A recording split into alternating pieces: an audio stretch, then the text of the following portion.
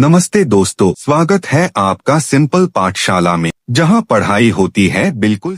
कल एग्जाम है और अगर ये वीडियो नहीं देखा तो हिस्ट्री तुम्हें 0 भी दिला सकती है। हेलो दोस्तों, मैं हूँ रुद्राक्ष, आपका हिस्ट्री टीचर। तो चलो शुरू करते हैं इस फिल्म को, जिस मूवी को देखने के बाद तुम्हें सारे chapters point two point clear हो जाएंगे। तो चलो शुरू करते हैं chapter 1, the rise of nationalism. सोचो एक दुनिया जहाँ लोग एक ही जमीन पर रहते थे पर उनका कोई देश नहीं था। फ्रांस, जर्मनी, इटली सब राजाओं की पर्सनल प्रॉपर्टी थे। 1789 फ्रांस में लोग भूखे थे, किंग के महल चमक रहे थे, लोग सड़क पर गिर रहे थे। एक दिन लोग बोले, हम प्रजा नहीं, हम नेशन है। बैस्टील गिरा, ट्राई कलर उठा, आइडिया पैदा हुआ, nation equal to people. Napoleon आया, लॉ, इक्वालिटी, कोड दिया, पर फ्रीडम के नाम पर जवान छीन लिए। 1848 में यूरोप जागा, जर्मनी और इटली बोले, हम टुकड़ों में नहीं, एक होना चाहते हैं। जर्मनी आर्मी से बनी, इटली लीडर्स और वॉर्स से। यूरोप को आइडेंटिटी मिली और फ्यूचर वॉर्स का बीज भी। तो आपका ज्यादा टाइम न लेते हुए चलते हैं chapter 2, nationalism movement in Indo China. Vietnam एक शांत देश था। फ्रेंच आए, बोले सिविलाइजेशन ला रहे हैं। रोड्स बने,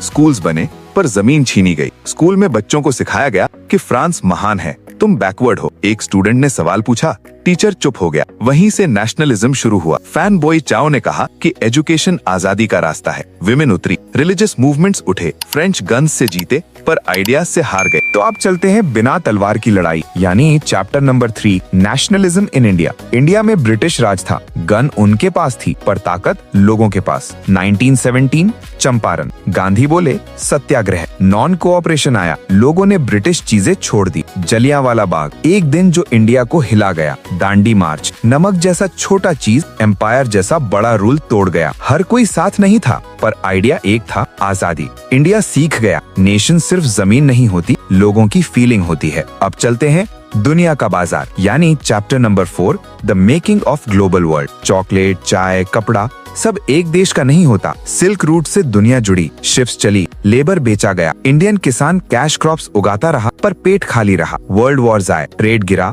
ग्रेट डिप्रेशन आया।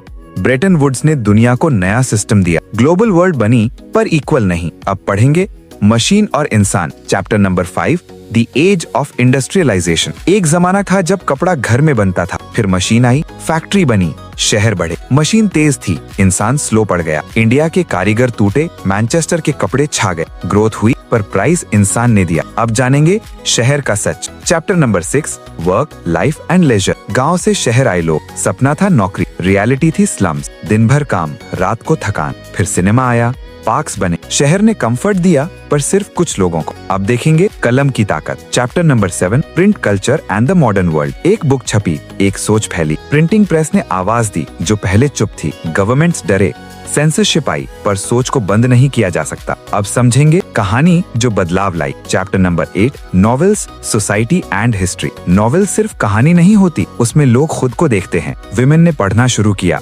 सोसाइटी ने सोचना शुरू किया, नॉवेल ने सोसाइटी को मिरर दिया। तो इस पूरी वीडियो में हमने पूरी बुक कंप्लीट कर ली है। और ऐसे ही अमेजिंग स्टोरी को समझने के लिए सिंपल पाठशाला को फॉलो कर लो, ताकि 12th क्लास में आप लोगों को परेशानी ना हो। ऐसी ही सिंपल लैंग्वेज में स्टोरी को ढूंढने के लिए YouTube पर अभी सब्सक्राइब कर लेना, नहीं तो बाद में पछतावा होगा।